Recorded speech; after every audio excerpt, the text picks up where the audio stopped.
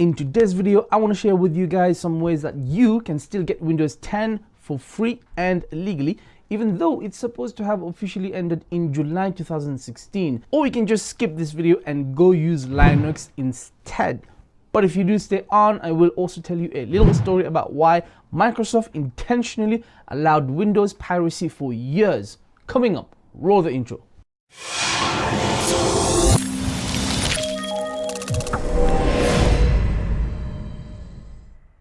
Hey Nimtags and welcome, this is Ash from Heal My Tech, and you can unleash your true potential by subscribing and clicking the bell icon so I can help you go from newbie to techie. And also support the channel by using my Amazon affiliate links for US and UK. As long as you use my links to browse and buy on Amazon, the channel will get a small kickback without costing you anything extra. Thanks a million. Regretfully, I had to take down a sponsored video from the channel which was uploaded about 3 months ago regarding a website where you could get a genuine Windows 10 key for £20. I'm a little sad because that was my first paid and only video request so far. I've had a couple of other microphones review videos, but these were free products received in exchange for an unbiased review rather than actual payment. You can watch these up here and in the link below. So the Unsofty website is no longer operational. According to the sponsor, they are having lots of issues with a spike of fraudulent license purchases, so they are no longer able to continue operating and therefore have shut down the website. They contacted me yesterday and suggested that I should probably take the video down as well, and I did. Now you might be asking, where else could you get a cheap Windows license key? Worry not, I am here to help, since on this channel we're all about saving money where we can. There is a previous video to that one where I bought 3 Windows keys for £1.50 or $2 each. Can't comment on the source of these keys, and I even gave one away on the channel. You can watch that video there. But if you still want to use Windows 10, here are 2 ways you can still get Windows 10 for free. First method, you don't even need a Windows 10 license key. You can just download and install a Windows copy by going onto Microsoft's website and creating a USB bootable disk and install Windows 10 from the USB key. When it asks you for the product key, simply skip it a couple of times and you will be able to use Windows 10 no problem without a license key. However, there will be a watermark, and there are some features which won't work, but they're not applicable for most consumer end users. If the watermark bothers you, you can use some third-party software to get rid of the watermark or install some scripts which are run from the command prompt. There are of course plenty of tutorials on how to do that, so if you're having difficulties, let me know below and I will do a tutorial on that. But in the meantime, I will leave some links to other YouTube creators who have already done those video tutorials, link below. And method 2, you can still activate Windows 10 using either a previous Windows 7 or Windows 8 or 8.1 license key. Apparently, the activation servers from Microsoft are still allowing the free Windows 10 upgrade, although the deadline was meant to be on July 2016 end of. There are reports that sometimes the activation can fail, but this was also happening during the free Windows 10 upgrade period. And sometimes if it's a volume license key or enterprise key, there might be issues, but for the most part, it is still working as per recent reports. Please note that it is possible this only works with previous professional and ultimate versions of Windows 7 and 8 and 8.1 and not for home versions. Story time! I don't condone piracy of any form, but when it comes to Microsoft, I may be willing to look the other way. Not to say I will actively participate, but I can tank down my usual judgmental self.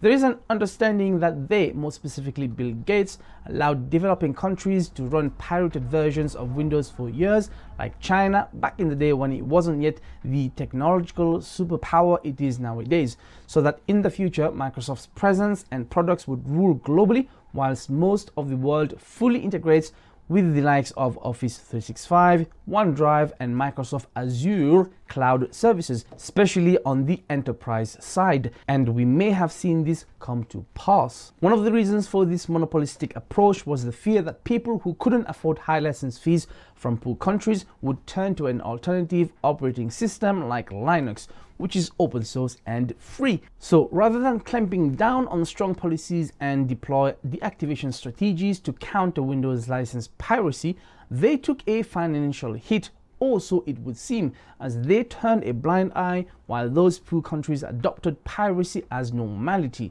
You have to hand it to Bill Gates' great business acumen and foreseeing. So is it still the case? If you're using a pirated version of Windows, does Microsoft really care? Is it wrong? Their willingness to continue to allow further adoption of free Windows 10 upgrade seems to suggest they don't care.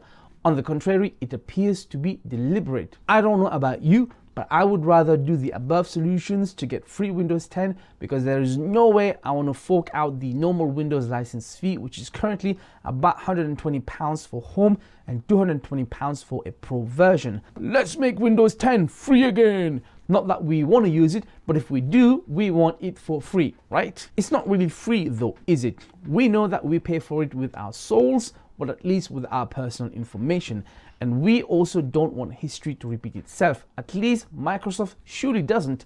Like that time in 1999 when Microsoft was forced to refund a bunch of Linux users who demanded their money back for being forced to pay for Windows 98. An interesting story that you can watch here, uploaded by Michael MJD. So unless you want to switch masters and adopt another corporate giant, Apple, I say to heck with them and go try Linux. It's free, it's open source, it's secure, it's stable, it's less prone to viruses, it's legal, and oh yeah, it's free. I don't care much for operating systems, and you shouldn't either, because we don't use operating systems really. Instead, we use applications. I couldn't care less which OS is running the apps as long as the apps work. And as far as I can tell, the apps that I use for content creation work well on all three cross-platforms, namely Windows, Mac OS, and Linux. You've heard of Windows System for Linux 2, right? Which is an improved version of the Bash on Windows feature introduced in 2016.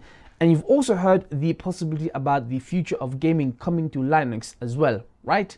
Actually, I don't know how we're doing on that one lately, so anyone let me know in the comments below.